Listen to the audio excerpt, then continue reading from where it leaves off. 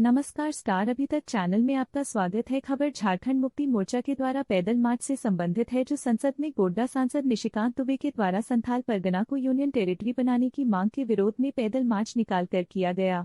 बांग्लादेशी घुसपैठ सहित demography change करने का आरोप लगाते हुए गोड्डा के सांसद निशिकांत दुबे के द्वारा संसद में संथाल परगना, मालदा, मुर्शिदाबाद और किशनगंज को मिलाकर यूनियन टेरिटरी बनाने की मांग के विरोध में झारखंड मुक्ति मोर्चा सड़क पर उतर आई है।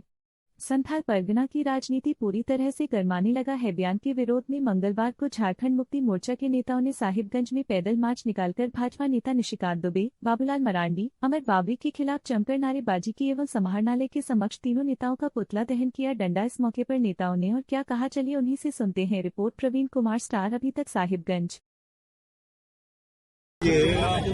पैदल यात्रा और प्रदर्शन का कार्यक्रम पूरे राज्य के सभी जिलाओं में हो रहा है। हम लोग का मुख्य मुद्दा दो तीन है।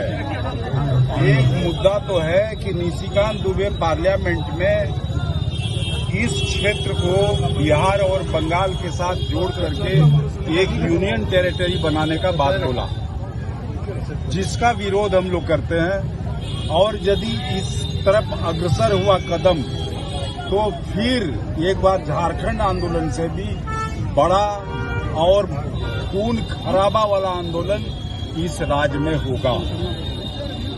दूसरी बात, यहाँ पर उनका कहना है कि आदिवासियों का जनसंख्या घट रहा है और उसमें बांग्लादेशी घुसपैठियों को कहता है कि उनके वजह से इनका घट रहा है। यहाँ भारतीय जनता पार्टी का एसटी मोर्चा की जो महिला है आशा लकड़ा, उनका कहना है कि पूरा बरहेट, बोरियो, इस सब में सब रोहिंग्या है जिनके साथ आदिवासी महिला का शादी हुआ।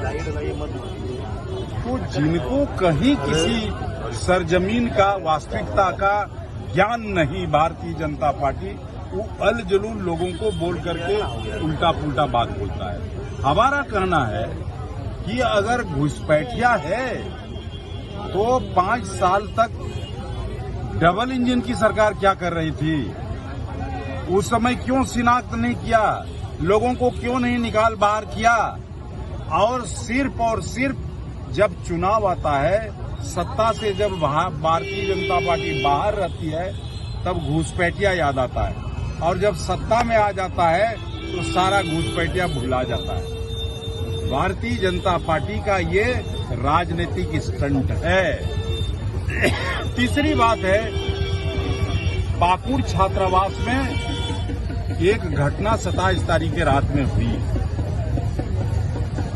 हम लोग झारखंड मुक्ति मोर्चा ऐसे घटनाओं का, ऐसे कार्रवाई का, पुलिसिया कार्रवाई का हम लोग भर्त्सना करते हैं। और हमारी जो सरकार है, संवेदनशील सरकार है। निशिकांत दुबे ने चालू सत्र में संसद में उन्होंने एक सांसद की हैसियत से झारखंड के संथाल परगना के खिलाफ में कुछ ऐसी बातें कही जो काबिल बर्दाश्त नहीं है। उन्होंने ये कहा कि झारखंड के संथाल परगना को पश्चिम बंगाल के कुछ जिलों को और बिहार के कुछ जिलों को मिला के एक संघीय प्रदेश बन जाना चाहिए, एक नेशनल टेरिटरी बन जाना चाहिए। किस लिहाज से उसने इस तरह की बातें कही?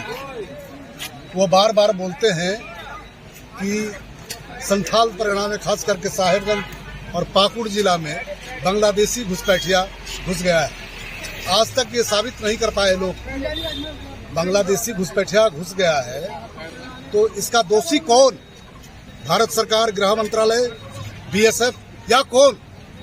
झारखंड मुक्ति मोर्चा तो नहीं है, संथाल परगना की जनता तो नहीं है, पाकुड़ साहिबगंज की जनता तो नहीं है।